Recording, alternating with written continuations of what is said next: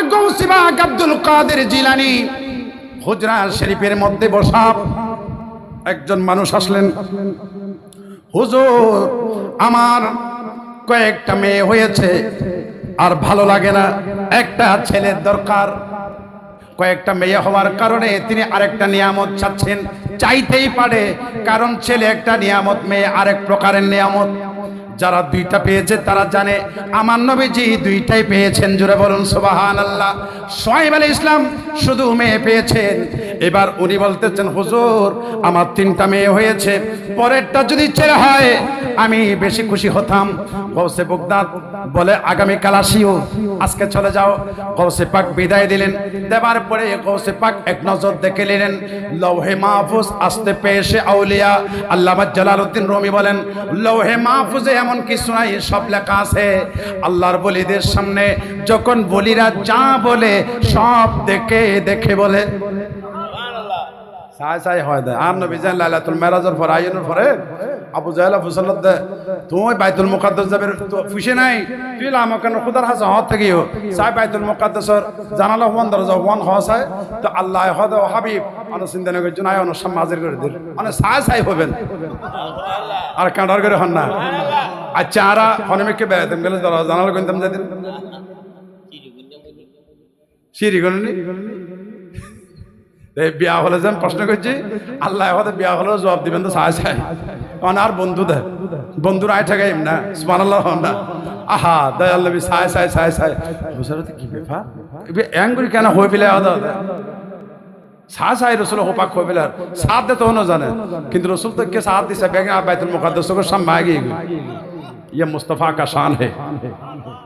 আমার গৌসে পাক ডাক দিলেন, আগামীকাল আসবেন। তিনি আসছেন বলেছে, আমি দেখলাম আপনার নামের নথিপত্র, ওইখানে আপনার আগামীতে যেটা হবে এটাও মেয়ে হবে। ওই মানুষটা বললেন, হুজুর পরপর মেয়ে হচ্ছে আমি জানি, হয়তো আগামীটাও মেয়ে হবে, কিন্তু আপনি গৌসিয়াতের দরবারে আমি আসলাম, আপনি এমন একজন গৌস, আপনি চাইলে আল্লাহ দিবে, আপনি একটু আমার পক্ষ হয়ে চান না? জোরে বলুন সুবহানাল্লাহ। গৌসে পাক ডাক দিলেন, ঠিক আছে দেব তো দেব, আমার নিজের সন্তান আপনাকে দিয়ে দিব। কার সন্তান? গৌসে পাক খোদা আত্ম 50 আর 4 ফিট ফুয়া হুয়া চাইনি জন্য যায় আর ব্যাগত আছে না নাই, যার যার বাচ্চা তার ফিডত আছে না নাই, ফিডত তুম স্ত্রীর পেটের মধ্যে আইব খুলিকা মিন মাইন দাফিকিন ইয়াখরুজু মিন বাইনি সুলবি ওয়াত তারাইব। আমি লম্বা কথা নিয়ে যাচ্ছি না, এটা কোরআনের কারীমের আয়াত, অনেক কথা আছে। গৌসে পাক বললেন, আমার পিঠের মধ্যে ওলিরা সব জানে, নিজের পিঠে কয়টা আছে এটাও জানে। আমার ছেলে মেয়ে মিলে 50টা, 28টা ছেলে 22টা মেয়ে, মোট 50টা হয়, কিন্তু আমার পিঠ থেকে আমি একটা আপনাকে ছেলে দান করব। সুবহানাল্লাহ। ওলি হলে দিতে পারে না, আর ওলি হলে পারে, আবার ওই তারা তো বাইয়াতো আছে ওলিও আছে, কিন্তু তার ওলি দিতে পারে, বাইয়াতো আছে আবার আর ফিসা হয়, পিসাব হয়, কদম বুসি করো না, বা শিরিক হয়, বেদাত হয়। কিরে বাবা কদম में बुसी देना ये तो शिरीक होना का लायक नहीं है, ये तो आदम मुस्तफा है, ये तो आदम सहाबा है। चिल्ला से कह दो सुभान अल्लाह। সাহাবা ইকরাম বলেন, নুকাব্বিলুল ইয়াদা রাসূলিল্লাহি সাল্লাল্লাহু, এটা জামা মুতাকাল্লিম ইস্তিক আছে। নুকাব্বিলু উকাব্বিলু নুকাব্বিলু, নুকাব্বিলু মানে আমরা চুমা দিতাম, আমরা মানে আমি না, অনেকে আমরা সাহাবা ইকরাম কোথায় রাসূল পাকের হাত মুবারকে এবং কদম শরীফের মধ্যে। এটা হযরতে জারির রাদিয়াল্লাহু তাআলা আনহু থেকে রওয়ায়াত হাদিস। কত কথা রাত চলে যাবে বাবা কোরআন হাদিসের বয়ান করতে করতে, আসেন না। এজন্য তো তারা আদবের তাদের ধারদারেও নাই, তাদের কাছে আদবই নাই, তারা উস্তাদকে বেয়াদবি করে মেরেছে। আমি নাম ধরতে চাই না, কথা বলেন ঠিক কিনা, কারণ আদবের শিক্ষা দেয় নাই। গৌসে বাগদাদ বলেন, দিলে তো আমার থেকেই দিতে হবে। আমরা জীবনেও বাচ্চা দেওয়ার পদ্ধতি কিরকম, খুলিকা মিন মাইন দাফিকিন ইয়াখরুজু মিন বাইনি সুলবি ওয়াত তারাইব। স্বামী স্ত্রী যখন মিলন করবে, স্বামীর পিঠ থেকে স্ত্রীর বুক থেকে, দুই প্রকারের পানির মিলন থেকে আমরা বান্দা বন্দিনী হয়ে, আল্লাহ কোরআনে তাই বলছেন। আমার ভাইরা, ঈসা রূহুল্লাহ, মরিয়ম আলাইহিস সালামের কোনো স্বামী নাই, কিভাবে হলেন? বলে যে জিব্রাইল আমিন এসে কি দিলেন, কি দিয়েছে? ফু দিবাচ্ছ কি? তাহলে বুঝা যাচ্ছে সিস্টেমেতে ব্যতিক্রম আছে না নাই? স্বাভাবিক নিয়মে স্বামী স্ত্রীর মিলন, কিন্তু আল্লাহ চাইলে ব্যতিক্রম ভাবে বাচ্চা দিতে পারেন। আব্দুল কাদের জিলানী বাচ্চা দিচ্ছেন পুরুষের সাথে গোসা দিয়ে। ওই মেয়ের বাবাকে বললেন, ঠিক আছে, আপনি যখন আমার কাছে চাইলেন, আমি চাইলে দেব, কিন্তু আমার ছেলেই দান করব। আপনার পিঠটা আমার পিঠের সাথে লাগাইয়া দেন। ফিরতন ফিট, পিঠ সে পিঠ তাওয়াজ্জু জানা চাহিয়ে। আজকে তাওয়াজ্জু হবে কি দিয়ে? পিঠের থেকে ফিট দিয়ে। এই জন্য যেটা আমি বলেছিলাম, আদম আলাইহিস ইসলামের মা বাবা নাই। আদম আলাইহিস ইসলাম হয়েছে ফুট থেকে, কাদা থেকে। হাওয়া আলাইহিস ইসলাম হয়েছেন মাটি থেকেও নয়, ওনার একটা বাম পাজরের হাড্ডি থেকে। তাহলে আল্লাহ চাইলে অনেক রকম পারে কি পারে না? পারে।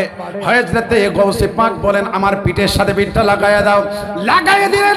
ওই মানুষটা ছিল আরবের লোক, ওনাকে বাচ্চাটা দান করলেন, বলে দিলেন, সামনে আসেন। আমার পিঠ থেকে আপনার পিঠে একটা ছেলে চলে গেল। ওই ছেলে দিয়েছে না মেয়ে দিয়েছে, আল্লাহর বলি সেটা পর্যন্ত জানেন। আতনকো কি দিবেলায় ওয়াদি ফেলায় 250 আছে, তুনুকো দি ফেলায়।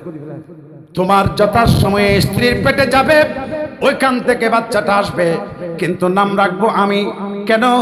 কারণ বাচ্চাটা তোমার না। যেমনি ভাবে জাকারিয়া আলাইহিস ইসলামকে আল্লাহ ছেলে দিয়েছেন, নাম রাখ জাকারিয়া আলাইহিস ইসলামকে রাখতে দেয় নাই।